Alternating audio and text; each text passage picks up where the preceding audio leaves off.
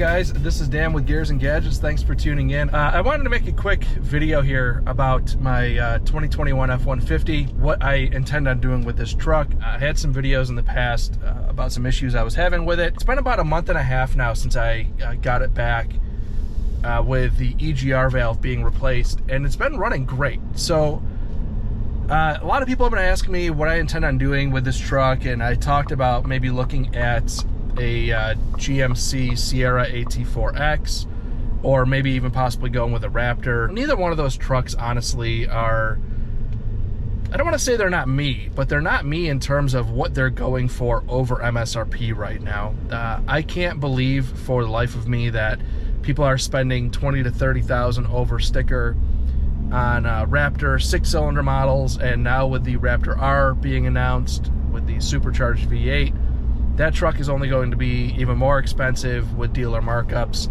I just think it's insane, and while I could probably pay for something like that and consider it a, you know, YouTube growth expense, it's just not me. And you know, if they were being sold at MSRP, maybe.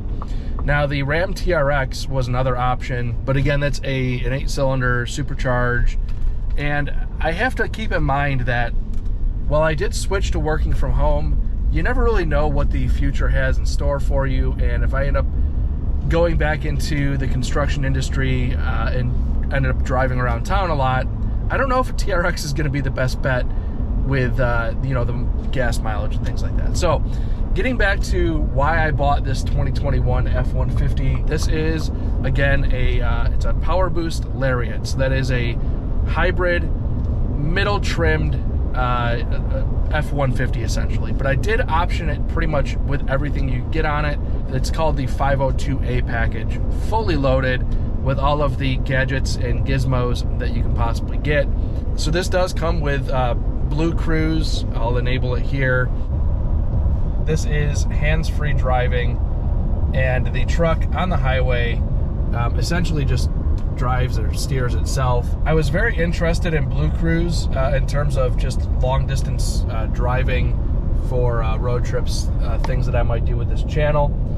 And then I also bought the hybrid, and with the hybrid, which it won't do right now because I'm at 70 miles an hour, but at low speeds, it'll go straight electric, and you can actually drive this thing on electric for a few miles at a time. So jumping to the future, I just actually drove through my neighborhood, and this is exactly what I'm talking about in terms of using the electric motor at lower speeds. If you really kind of baby the throttle, you can keep it in that 30-mile-an-hour range, up to about 40 in full electric. If you know, again, just kind of baby the throttle. You learn that as you drive the truck a little bit more. And when it goes into electric, you just watch the miles per gallon for your trip skyrocket, because you're literally clearing ground without using any sort of gas at all. So it's really interesting to learn how this all works, and you can really start to get these numbers in the 20 miles per gallon range on a short trip if you kind of play with it that way. But now, as you can see, as I'm sitting here still, the truck is running, air conditioning is on, keeping the cab nice and cool, but the motor's off. Now if I kick the throttle a little bit, I'll just hit the gas, and you'll watch the motor kicks on, and now you'll see the miles per gallon will start to drop pretty quick, because the truck is idling. So it's saying, yeah, on this trip, your truck is burning more fuel, miles per gallon is going down. So the goal is to keep this thing in electric as much as possible when you're moving, so that you're getting that number to go up. But again, there is just, it's a huge variation in miles per gallon if you really think about the math equation about why time, miles traveled, fuel burned gives you your miles per gallon. The hybrid for me wasn't as much of a miles per gallon play. It does certainly help in certain scenarios, but it was more of a, I guess I'd say, at idle play. When I was working in the construction industry out on job sites, there would be a lot of times that I would be out on job sites without job trailers, and being able to run this truck on idle battery without having to actually use any gas was a huge draw to me, and it works awesome. I love it. I also, with this YouTube channel, like the ability to last minute jump in the truck and maybe take a trip to California for something. I've done it for several different content reasons. And it's nice to be able to take this thing on the road, drive as far as I can get, and then just stop and sleep in the truck with it running and not burning any fuel, keeping the cab, whether it be hot or cold, depending on season. I'm just a huge fan of being able to travel like that, where I can do whatever it is I want to do. Now, the other aspect of this is off-roading, and I want to make that a part of kind of what I'm doing here, you know, light off-roading essentially with the channel, and I want to continue that build. I like the truck, so I'm going to keep it, and I'm going to start modding it, and my intention is to, I think, do similar suspension setup to what I had on my old GMC Sierra with the Bilstein 6112s up front and the 5112s, I believe they are, in the back, which is a reservoir shock, and build the truck out that way. My goal when I bought this truck was really to make it like the perfect everyday man, you know, off-road-ish kind of vehicle. People are very judgmental in what they consider to be off-roading, but I think your average person buying these trucks, you know, like I consider myself just an average guy, are making runs to Costco, as I am right now, but running fire roads and just kind of going out and exploring to that extent. Certainly there are a lot of people out there that like to go extreme off-roading, but I am more of what I would call a you know, rather mellow off-road, fire roads, things like that.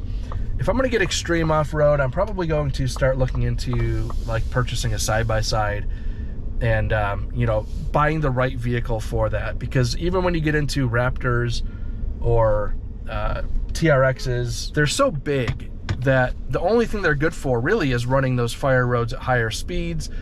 Once you start getting into trail running or rock crawling, and you know, yes, those trucks can do it, but they are very much limited to width on those trails. So I don't know, I'm just not too sure how much those vehicles make sense for people who are really trying to off-road anyways, you know. So that's kind of my take on it and where I'm at with this vehicle for the time being. So I'm gonna run into Costco. I got a couple things I gotta grab.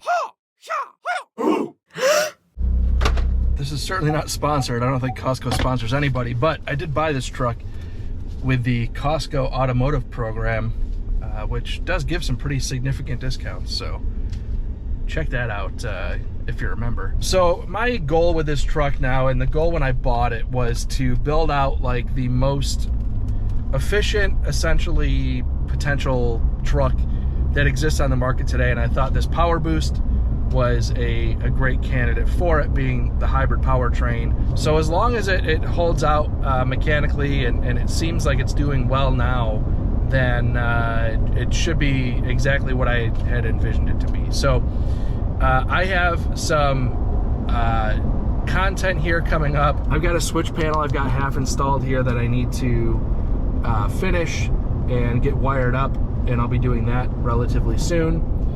And again, I want to do a modest off-road upgrade suspension kind of thing. So it's on fire over here. Whoa, whatever that is fully engulfed.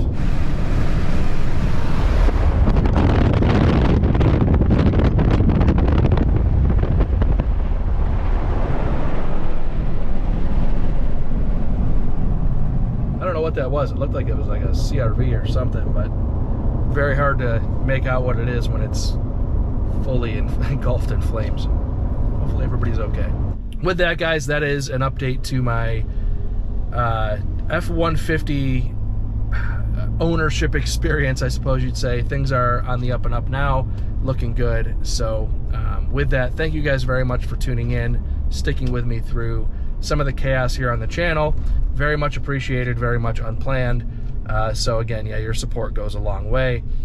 With that, thank you again. So if this is your first time tuning in, please hit that subscribe button down below. Remember, likes go a long way to help support the channel.